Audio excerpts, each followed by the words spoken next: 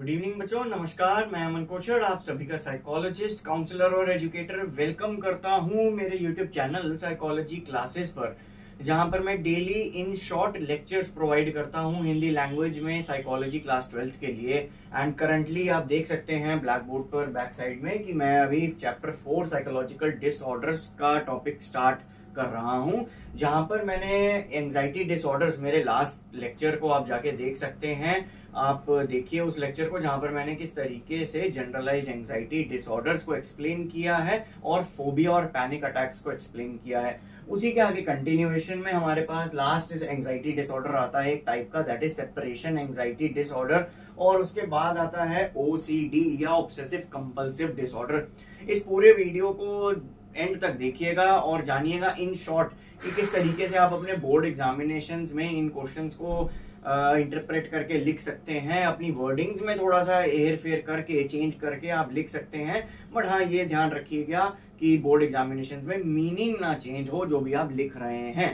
ठीक, तो उसी का ध्यान रखते हुए मैंने भी पॉइंट्स बनाए हैं अपने personal experience as a psychologist, as a therapist करते हुए प्रैक्टिस। तो स्टार्ट करते हैं सेपरेशन एंजाइटी। बेसिकली इसके लिए जो मैंने कोडिंग्स लिखी हैं, आईसीडी और डीएसएम की कोडिंग्स हैं। ये आईसीडी की कोडिंग है F93 और डीएसएम की कोडिंग है 309.21। तो ये भी आप बोर्ड एग्जामिनेशन में लिख सकते हैं, just for that extra grace in your answer. Fearful of separation from attachment, अगर मैं डायरेक्ट डेफिनेशन की तरफ बढ़ूं, सेपरेशन एंजाइटी नाम से ही पता चल रहा है कि सेपरेट होने की वजह से या उसके डर की वजह से ही इनफैक्ट एक एंग्शियस रिस्पॉन्स, एक मन में हलचल बैठ जाती है, जिसकी वजह से वो इंसान फियरफुल हो जाता है अपने सेपरेट होने से। Figures that seem inappropriate developmentally, developmental age के अकॉर्डिंग अगर वो इंसान किसी से अटैच्ड है और वो उससे अटैच होने के बाद फियरफुल है, डर रहा है, इट मीन्स कि ये चीज नॉर्मल नहीं है। अब वो नॉर्मल कितनी है कितनी नहीं है उसके लिए यहाँ पर टाइमलाइन गिवन है। This fear should last for 4 weeks in a child and adolescents. 18 साल से कम उम्र के बच्चों में ये चीज 4 वीक यानी 1 महीने के लिए होनी चाहिए, ये लक्षण दिखने चाहिए। और एडल्ट्स में ये चीज 6 मंथ्स के लिए हो जाती है। अब आपका कंफ्यूजन ये हो सकता है कि सर ये एडल्ट्स में किस तरीके से सेपरेशन एंजाइटी होगा।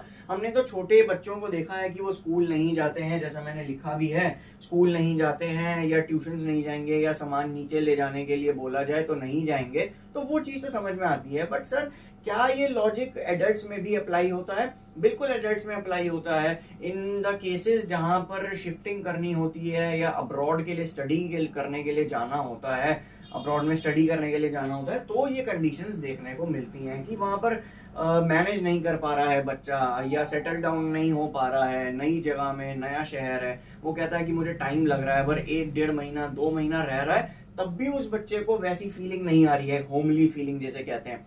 तो वो कहीं ना कहीं ये सेपरेशन एंजाइटी के सिम्टम्स उसमें दिख सकते हैं। ठीक, तो यहाँ पर थर्ड है हमारे पास पॉइंट, रेकरेंट एक्सेसिव डिस्ट्रेस। जो डिस्ट्रेस आ रहा है, जिसका स्ट्रेस बन रहा है, वो रेकरेंट होना चाहिए, बार बार हो रहा है, प्लस एक्सेसिव भी है। When anticipating और experiencing the separation, सेपरेशन को एंटिसिपेट ही कर लिया, अगर सिर्फ सोच ही लिया उसके बारे में अगर, तो भी सेपरेशन एंजाइटी हो सकती है। Next point, excessive worry about losing attachment figures. अब यहाँ पर छोटे बच्चे और जो एडोलेसेंट्स में है, उनमें ये वाला पॉइंट ज्यादा देखने को मिलता है, ये सिम्टम, कि कहीं हार्म ना हो जाए जो उनकी मेजर अटैचमेंट फिगर है, उनको कोई इलनेस ना हो जाए इनके, इसी के लिए मैं उनके साथ ही रहूंगा, वो कहीं किडनैप ना हो जाए। ये दो फॉर्म्स हैं, these are the severe symptoms of separation anxiety या SAD डिसऑर्डर, कि वो किडनैप ना हो जाए कहीं, तो इसलिए मैं क्या करूं कि जी मैं उस बच्चे के या अपने फादर या अपने मदर के साथ ही रहूंगा, तो कहीं वो ऐसा किडनैप ना हो जाए तो मैं उनको बचा लूं, कहीं उनकी डेथ ना हो जाए किसी रीजन से, कहीं एक्सीडेंट ना हो जाए, तो मैं हमेशा उनके साथ साथ में ही रहूंगा। तो ये कंसेप्ट बनता है सेपरेशन एंजाइटी के लिए। आई होप कि सेपरेशन एंग्जाइटी आपको क्लियर होगा। एंड अगर आपको कुछ भी कंफ्यूजन या डाउट्स हैं तो मैं चाहूंगा कि आप कमेंट सेक्शन में बताएं मुझे, और उसके साथ साथ मैं चाहूंगा कि मेरी पुरानी वीडियोस को भी, लेक्चर्स को जाके देखिए ताकि आपका टाइम सेव हो बोर्ड एग्जामिनेशंस, क्योंकि आने वाले हैं। ऑब्वियसली हमें लगता है कि बहुत दूर है बोर्ड एग्जामिनेशंस, अभी तो अगला साल आएगा, बट यस बोर्ड एग्जामिनेशंस आते हैं। एंड जब वो आते हैं तो एंजाइटी प्रोड्यूस होती है, एग्जाम स्ट्रेस, एग्जाम फोबिया, तो मैंने लास्ट लेक्चर में भी बात करी थी, आप जाके देख सकते हैं। नेक्स्ट है ऑब्सेसिव कंपल्सिव या ओसीडी का सिम्टम या लक्षण। तो इसमें हमारे पास जो कोडिंग आती है that is F42 for ICD and DSM में इट इज 300.3। अब ऑब्सेसिव और कंपल्सिव ये दो इसमें कॉजेज हैं, दो तरीके से बिहेवियर ये दिखता है, ये डिसऑर्डर दो स्टेप्स में होता है। ठीक, तो पहला स्टेप समझते हैं दैट इज द ऑब्सेशन। अब ऑब्सेशन ज्यादातर थॉट्स में हमें देखने को मिलेगा, किसी आइडिया में देखने को मिलेगा, कोई इंपल्स या स्टिमुलस ऐसा हुआ जिसकी वजह से ऑब्सेशन प्रोड्यूस हो गया, और वो रिपीटेडली होता है हमारे कॉन्शियस में, प्लस वो इंट्रूड करता रहता है, बार बार आता है, जिसे पोक कहते हैं करना। तो ये पोकिंग सेंसेशन, बार बार वो थॉट आ रहा है, बार बार वो थॉट आ रहा है कि मुझे हाथ धोना है, मुझे अरेंज करना है, ये जो मैं अभी समझाऊंगा एंड में, क्या। बट ये ऑब्सेशन ये काइंड होता है कि ये थॉट्स में रेकरिंग होता रहता है, repeatedly on a repeated manner ये चीज आती रहती है।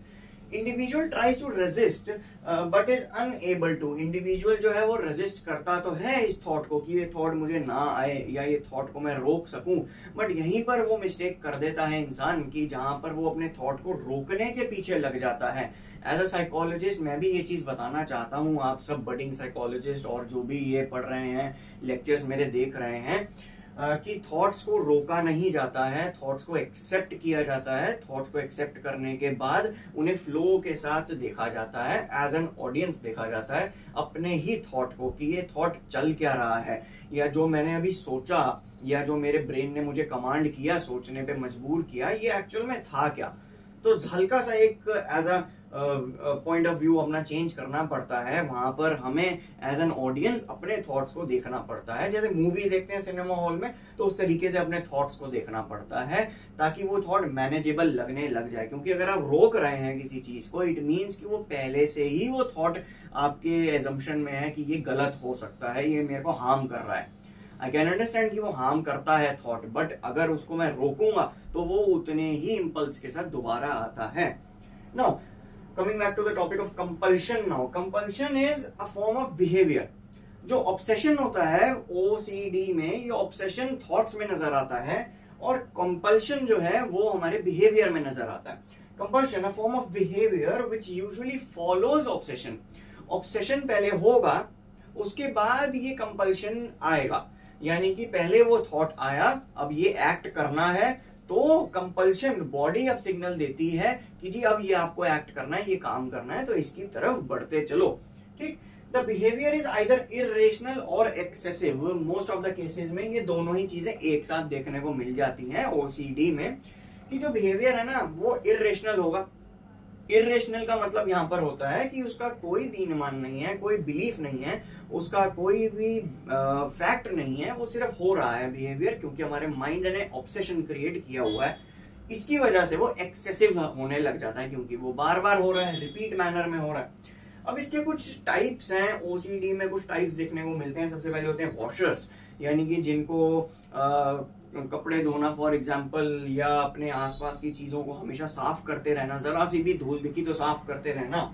चेकर्स होते हैं, कुछ लोग चेक करते हैं, लाइट नॉब चेक करते हैं, गैस के स्विचेस चेक करते हैं, घर के ताले, घर की कुंडियां, ये सब चेक करते रहते हैं, बार बार on a repeated manner check करते हैं। चेक कर चुके हैं पर तब भी चेक करते हैं।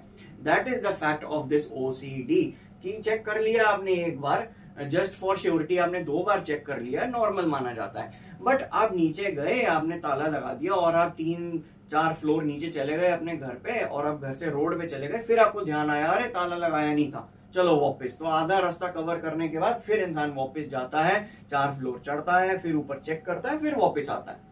अब वो मार्केट में गया, फिर थॉट आया उसको, ऑब्सेशन, क्योंकि इंट्रूड हो रहा है, जैसे ही थॉट आया चलो दोबारा, जो काम इंपॉर्टेंट था वो वहीं का वहीं रह जाता है, जिसकी वजह से स्ट्रेस और क्रिएट हो जाता है।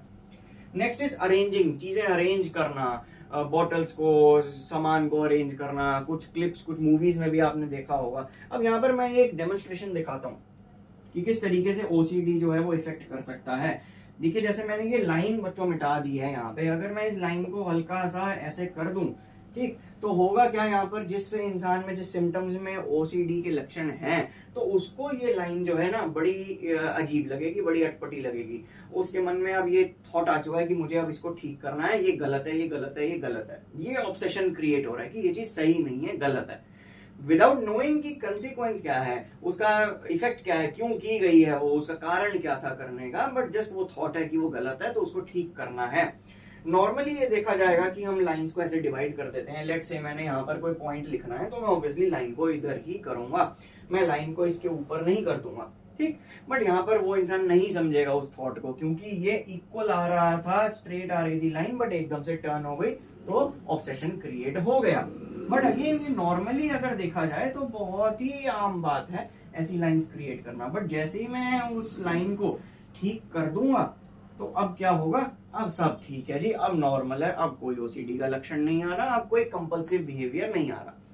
Now last is body dysmorphia. ये एक नए टाइप का डिसऑर्डर है, नया नहीं है एक्चुअली, आप बच्चों के लिए ये चीज नई टर्म हो सकती है। It is a dysmorphic disorder, यानी कि यहाँ पर अपने ही अपीयरेंस, फिजिकल अपीयरेंस को लेके इंसान को डाउट्स होते रहते हैं। And this specially occurs in girls या फीमेल्स, जहां पर वो शीशे के सामने खड़ी रहती हैं, मैं सही लग रही हूँ, मैं सही नहीं लग रही हूँ, मुझे कोई और ड्रेस चाहिए, मेरा वेट गेन हो रहा है, मेरा हेयर लॉस हो रहा है, मेरा मेकअप ठीक नहीं है। ये सारी चीजें ऑन रिपीट अगर हो रही हैं, ऐसा नहीं है कि एक दिन में 2 बार 3 बार हो रही है, वो तो हर कोई करता है, नॉर्मल है। बट अगर ये हर 1 घंटे में 10 बार 12 बार हो रही है कि आप अपना काम कर रहे हैं बट आप फिर शीशे के सामने चले गए और देख रहे हैं अपने आप को, मैं ठीक लग रहा हूँ, ठीक लग रहा हूँ, हाँ, वापस चले गए काम करने के लिए, फिर ऑब्सेशन बिहेवियर आया, ऑब्सेसिव थॉट आया और आपने कंपल्सिव बिहेवियर कर दिया, आप चल पड़े शीशे की तरफ। तो ये होता है OCD in short, in brief. आपके एग्जामिनेशन पॉइंट ऑफ व्यू के हिसाब से ये एकदम एप्रोप्रिएट सेट ऑफ पॉइंट्स हैं, ये भी एकदम एक्यूरेट सेट ऑफ पॉइंट्स हैं। आई गेस कि आज की वीडियो भी आपको मेरे पुराने लेक्चर्स की तरह पसंद आई होगी। आई होप कि आप मेरे पुराने वीडियोस भी जाकर देख रहे होंगे, एंड अगर नहीं देख रहे हैं तो जाके देखिए, क्योंकि उनसे भी आपको इन शॉर्ट मात्र 10 या मैक्सिमम टू मैक्सिमम 12-13 मिनट में बहुत अच्छे अच्छे टॉपिक्स क्लियर आउट हो जाएंगे with the help of a mental health professional and a psychologist. So आज की वीडियो को मैं यहीं पर विराम देता हूं, एंड कल मिलेंगे एक नए टॉपिक के साथ। देखेंगे बोर्ड एग्जामिनेशंस में किस तरीके से क्वेश्चंस आ रहे हैं, उनको सुलझाने की कोशिश करेंगे। So until then, keep studying and keep sharing this video to your batchmates as well. Thank you so much.